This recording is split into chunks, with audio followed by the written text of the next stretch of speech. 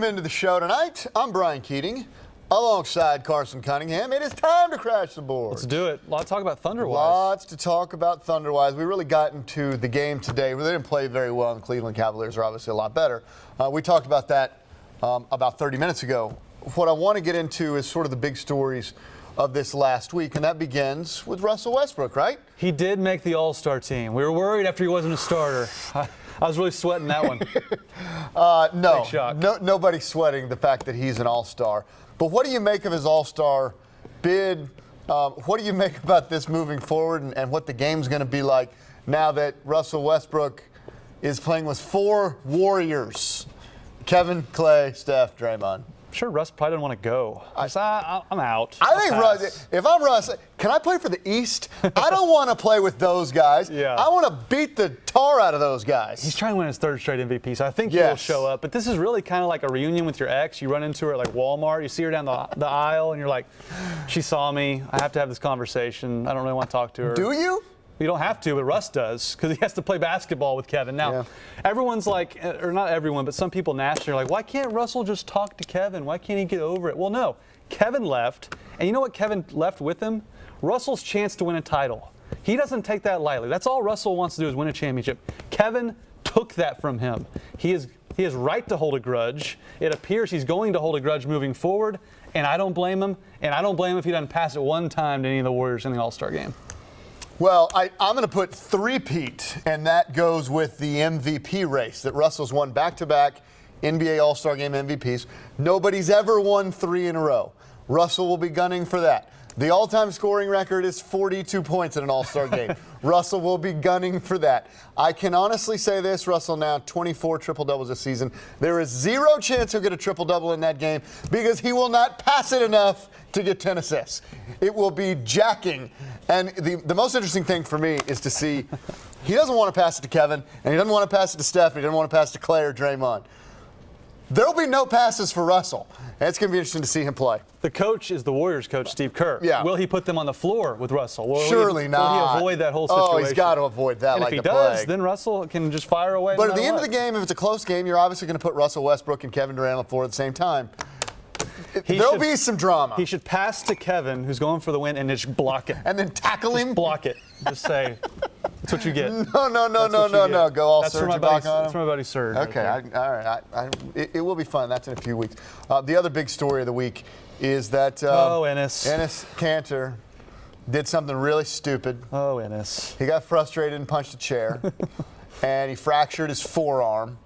And now he's going to miss the next 6 to 8 or so weeks. Yeah. Look, guys. How are you trying to get over this Enes Kanter deal? Because he's your boy. Guys punch stanchions on the basket. They punch like Russell when he injured his knee against the Rockets. He hit the scores and he table. does it still. And he still does it. I get that.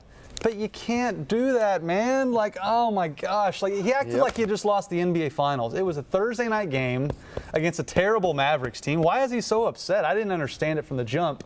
And it's heartbreaking for Thunder fans because Enes had finally found his role. He was playing 25 minutes per game instead of 20, scoring more points than he ever had. He was on his way to a career season.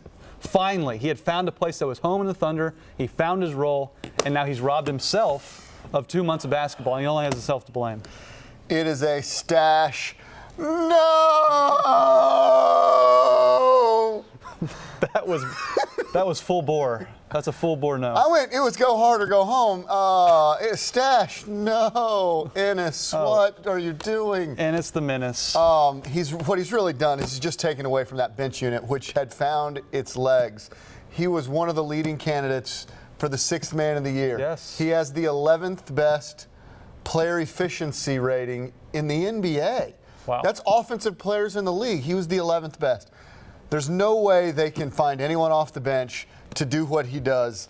It's just, it is a crushing blow to a team that doesn't really need crushing blows. Well, and they can't shoot a lick, and so losing his offense, he was they their second, really can't I think shoot he was a their lick. second best offensive player. He's a Absolutely. better offensive player than Victor Oladipo. He's one of the few players on the team that can create his own shot and make his own shot, and create shots for everybody else. Yeah. And he was doing it. That really hurts the Thunder. It hurts forward. the Thunder. Interesting game on Tuesday against the Spurs. We'll talk more about that tomorrow, I guess. You know what's tomorrow, too? Bedlam. Bedlam Hoops. Bedlam Hoops. It's been kind of an up and down year so far. Well, there's no doubt about that. It's been kind of tough for the Sooners. The Cowboys are riding a little bit more on an upward trajectory this season. What do you think about Bedlam Hoops going back to Norman, a place that the Cowboys cannot win? The Lloyd Noble Center. To quote the great Snoop Doggy Dogg, there's so much drama in the LBC, meaning Long Beach, California. Okay. There's been no drama in the LNC, Lloyd Noble Center. So you've gone Snoop and Tom Petty and the Heartbreakers. And I went R. Kelly on our pregame show. Man, you are all over I'm it. turning into a musical act all of a sudden. I don't mean to, but the LNC has been flat out dominant for Oklahoma. OSU has not won in Norman since 2004. That is a real stat. Yep. I thought Brad Underwood hit the nail on the head. He said, this has not been a rivalry lately. They've lost 7 in a row to the Sooners. You have to go to Norman and win if you want to create a rivalry. And credit Lon Kruger. He owned Travis Ford. The games in Norman, not even competitive, Nope. even though he had Marcus Smart, LeBrian Nash, Markel Markel Brown, Brown, Phil Ford. I mean, just studs. And they weren't competitive. No. So give Lon Kruger credit. He's going to try and defend the LNC. Cowboys haven't won at Lloyd Noble since 2004. You know, that was the year that Oklahoma State went to the Final Four. Yeah. That's how long it's been since they've won a game in Norman. Sooners have beaten OSU 7 straight times overall. Not competitive. I think it's a streak stopper. And I'll say this. One of the things I like about Brad Underwood, he's not afraid of the rivalry. He embraced the fact that they hadn't played well in that game. I think OSU's just better. I think they're going to go down there, and I think the streak stops on Monday night. Party like it's 2004? Party like it's 2004. That was a long time ago. That was in our trivia game, Crashing the Boards. We had 03. I wasn't good at that. Yeah, you don't want to go back to 2004. No, that's our time. For Carson, I'm Brian. It's Crashing the Boards.